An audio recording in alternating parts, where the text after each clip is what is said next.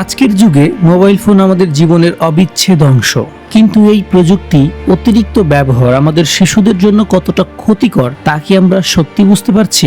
একসময় শিশুদের আনন্দ ছিল মাঠে দৌড়ানো, বন্ধুদের সাথে খেলাধুলা করা, কিন্তু এখন অনেক শিশুর পৃথিবী সীমাবদ্ধ হয়ে গেছে একটি ছোট স্ক্রিনে। অতিরিক্ত মোবাইল ফোন ব্যবহারের ফলে শিশুদের কি কি ক্ষতি হচ্ছে?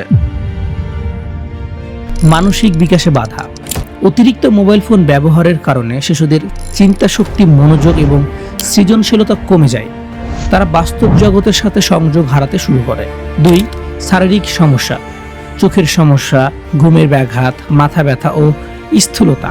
আজকাল শিশুদের মধ্যে এই সমস্যা বেড়েই চলেছে শুধুমাত্র মোবাইল ফোন আসক্তির ফলে। 3. সামাজিক দক্ষতা কমে যাওয়া, বন্ধুদের সাথে মিশতে না পারা, লাজুকতা এবং একাকিত্ব বেড়ে যাওয়া। 4. আচরণগত পরিবর্তন, রাগ, জেদ এবং অস্থিরতা বৃদ্ধি পায়।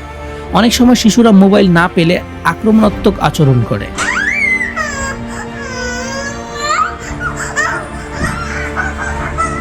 কেন শিশুরা মোবাইলে আসক্ত হচ্ছে?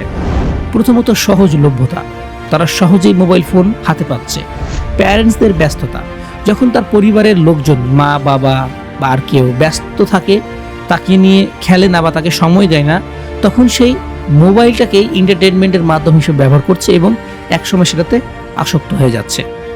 অনলাইন গেম ও ভিডিও আকর্ষণ, বিকল্প বিনোদনের অভাব। যখন একজন শিশুর বিনোদনের অভাব থাকে তখন সে মোবাইল ফোনেই বিনোদন খুঁজে নেওয়ার চেষ্টা করে। সমাধান: কিভাবে বাচ্চাদের এই আসক্তি থেকে দূরে রাখা যায়? সময় নির্ধারণ করুন, প্রতিদিন নির্দিষ্ট সময়ে বেশি মোবাইল ব্যবহার করতে না দেওয়া। 2. বিকল্প তৈরি করুন, খেলাধুলা, বই পড়া, আঁকাআঁকি করা, এসব অভ্যাস ধীরে ধীরে গড়ে তুলুন। প্যারেন্টাল কন্ট্রোল ব্যবহার করুন, কোন কন্টেন্ট শিশুরা দেখছে তার নজরে রাখুন। যে কন্টেন্টগুলো শিশুদের মেধাকে ব্রেন রট করছে বা পচিয়ে দিচ্ছে, সেই সকল কন্টেন্ট থেকে বাচ্চাদের দূরে রাখার চেষ্টা করুন। নিজেই উদাহরণ হন, শিশুরা বড়দের অনুকরণ করে, তাই নিজেরাও ফোন ব্যবহারে সীমিত করুন। আপনারা অতিরিক্ত ফোন ব্যবহার করলে আপনার শিশুও সেটা দেখে আসক্ত হবে। পরিবারের সময় দিন, একসাথে গল্প করা, খেলা বা বাইরে ঘুরতে যাওয়া, এইসব শিশুর মানসিক বিকাশে সহায়ক। শেষ কথা, মোবাইল ফোন আমাদের জীবনের অংশ, কিন্তু সেটা যেন আমাদের শিশুদের ভবিষ্যৎ গ্রাস না করে। সচেতনতা আর সঠিক দিক নির্দেশনাই পারে আমাদের সন্তানদের একটি সুন্দর ও সুষ্ঠু ভবিষ্যৎ দিতে।